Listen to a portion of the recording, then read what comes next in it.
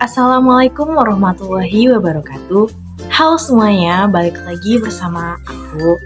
Nah, kembali lagi kita pada semester kedua.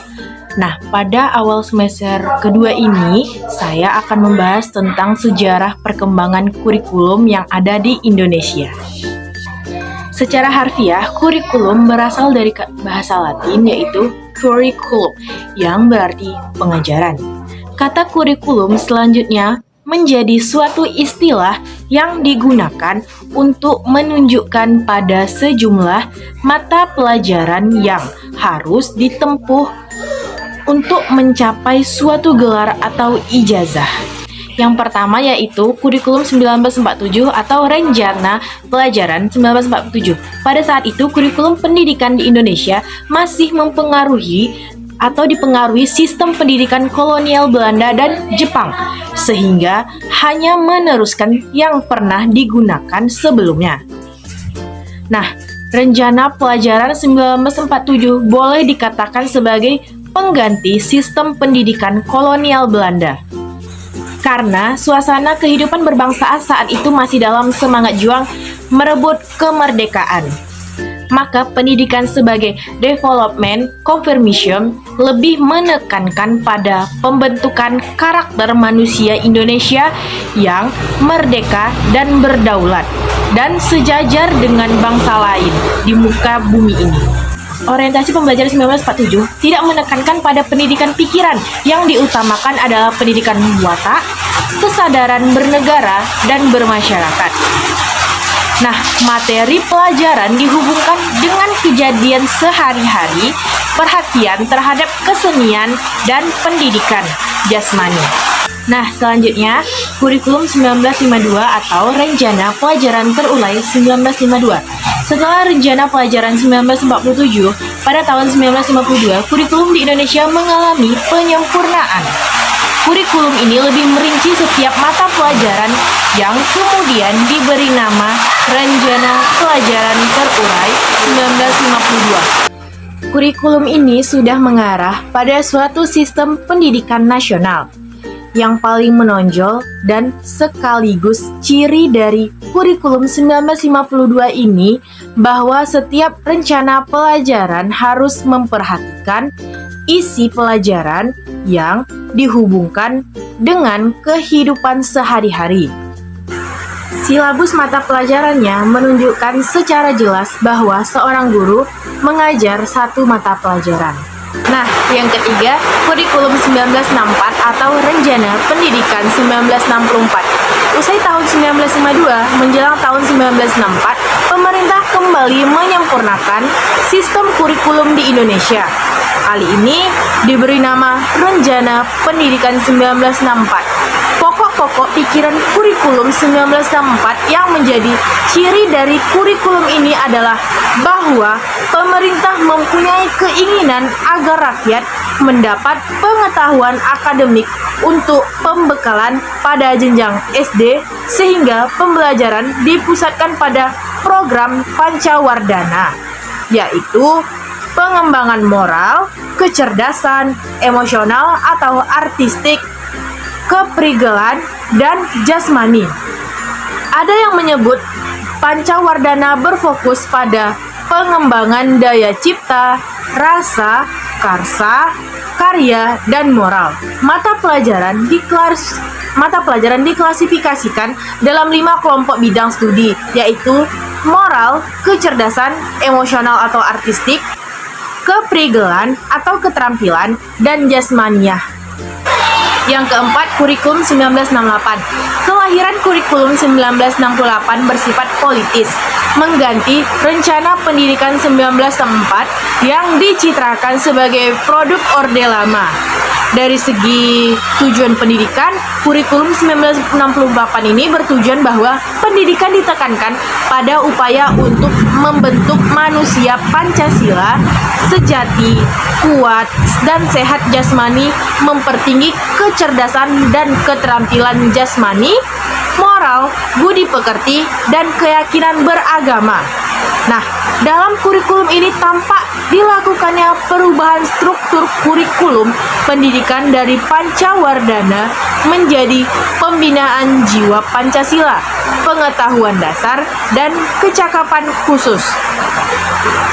Kurikulum 1968 merupakan perwujudan dari perubahan orientasi pada pelaksanaan Undang-Undang 1945 secara murni dan konsekuen. Nah, kurikulum 1968 ini menekankan pendekatan organisasi materi pelajaran, kelompok pembinaan Pancasila, pengetahuan dasar, dan kecakapan khusus. Mata pelajaran dikelompokkan menjadi 9 pokok. Yang kelima yaitu kurikulum 1975. Kurikulum ini menekankan pada tujuan agar pendidikan lebih efektif dan efisien.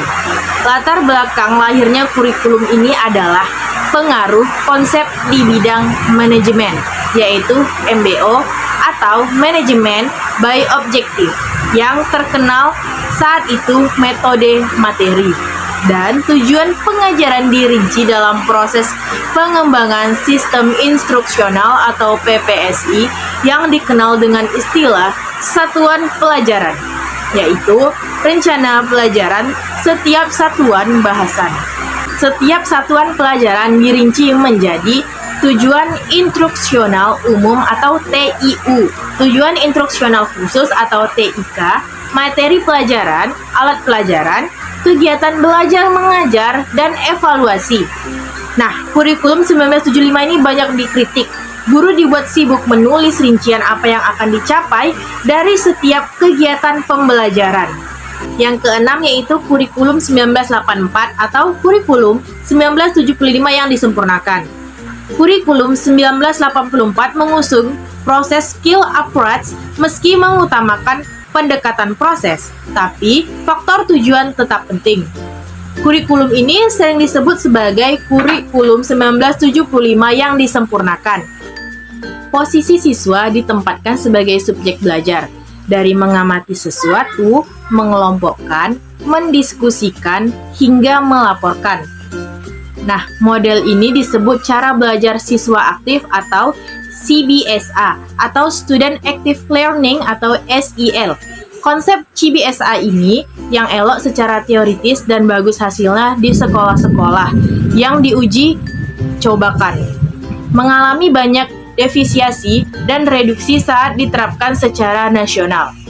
Sayangnya, banyak sekolah yang kurang mampu menafsirkan CBSA. Yang terlihat adalah suasana gaduh di ruang kelas lantaran siswa berdiskusi. Di sana-sini ada tempelan, gambar, dan yang menyolok guru tak lagi mengajar.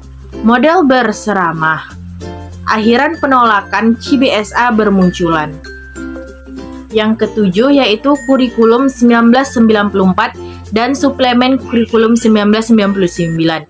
Kurikulum 1994 merupakan hasil upaya untuk memadukan kurikulum-kurikulum sebelumnya, terutama pada kurikulum 1975 dan 1984. Sayang, perpaduan antara tujuan dan proses belum berhasil, sehingga banyak kritik berdatangan disebabkan oleh beban belajar siswa dinilai terlalu berat, dari muatan nasional sampai muatan lokal.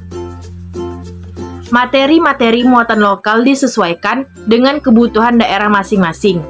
Misalnya, bahasa daerah, kesenian, keterampilan, dan lain-lain. Berbagai kepentingan kelompok-kelompok masyarakat juga mendesak agar isu-isu tertentu masuk dalam kurikulum. Akhirnya, 1994 menjelma menjadi kurikulum super padat. Kejatuhan rezim Soeharto pada tahun 1998 ini diikuti dengan kehadiran suplemen kurikulum 1999, tapi perubahannya lebih pada menambah sejumlah materi pelajaran saja. Yang kedelapan, kurikulum 2004 atau kurikulum berbasis kompetensi atau KBK sebagai pengganti kurikulum 1994 adalah kurikulum 2004 yang disebut dengan kurikulum berbasis kompetensi atau KBK.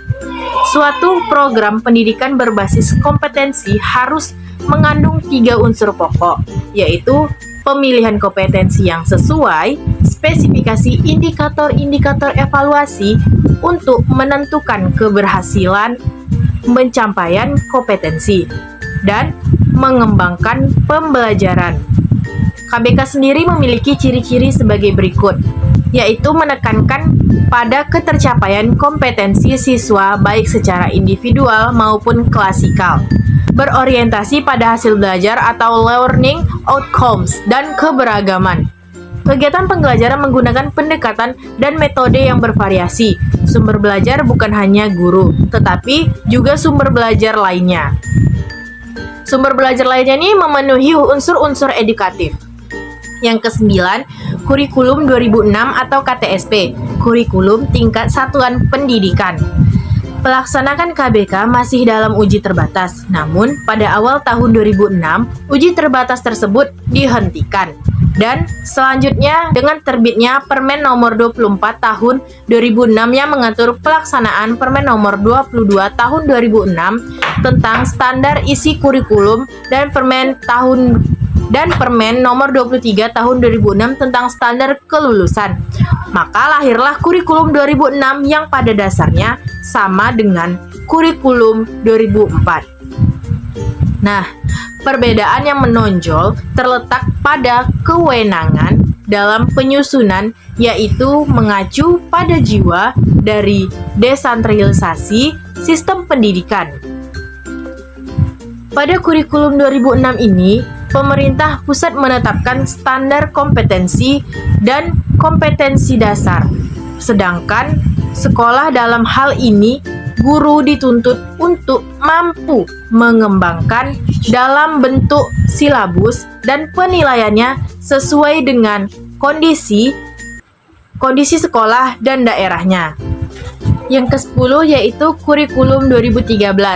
Pemerintah melakukan pemetaan kurikulum berbasis kompetensi yang pernah diuji cobakan pada tahun 2004 atau Curriculum Based Competency. Kompetensi dijadikan acuan dalam pedoman bagi pelaksanaan pendidikan untuk mengembangkan berbagai ranah pendidikan. Pendidikan, keterampilan, dan sikap dalam seluruh jenjang dan jalur pendidikan, khususnya pada jalur pendidikan. Kurikulum 2013 ini berbasis kompetensi yang memfokuskan pada pemerolehan kompetensi-kompetensi tertentu.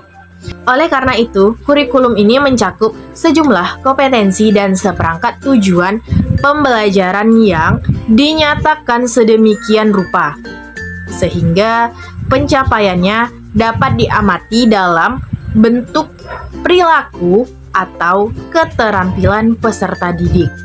Sehingga pencapaiannya dapat diamati dalam bentuk perilaku atau keterampilan peserta didik sebagai suatu kriteria keberhasilan. Nah, selanjutnya ini adalah kurikulum Merdeka Belajar yang saat ini sedang dijalankan oleh pemerintah. Namun, kurikulum ini belum banyak diaplikasikan di berbagai sekolah yang ada di Indonesia dikarenakan beberapa alasan seperti susahnya guru-guru memahami tentang apa itu Merdeka Belajar dan minimnya pengetahuan tentang kurikulum tersebut. Merdeka Belajar episode 15 Kurikulum Merdeka dan Platform Merdeka Belajar ditindaklanjuti dengan implementasi kurikulum Merdeka sebagai bentuk fasilitasi Kemendikbudristek melalui Direktorat Jenderal Guru dan Tenaga Kependidikan yang ditujukan kepada ibu bapak guru, para kepala sekolah, dan kepala PKBM dalam mempersiapkan keterlibatannya pada kurikulum Merdeka pada tahun ini hingga ke depannya. Oke guys, cukup sekian penjelasan saya tentang perkembangan kurikulum yang ada di Indonesia ini dari mulai tahun kolonial Belanda hingga tahun sekarang ini. Cukup sekian video yang saya sampaikan. See you next video.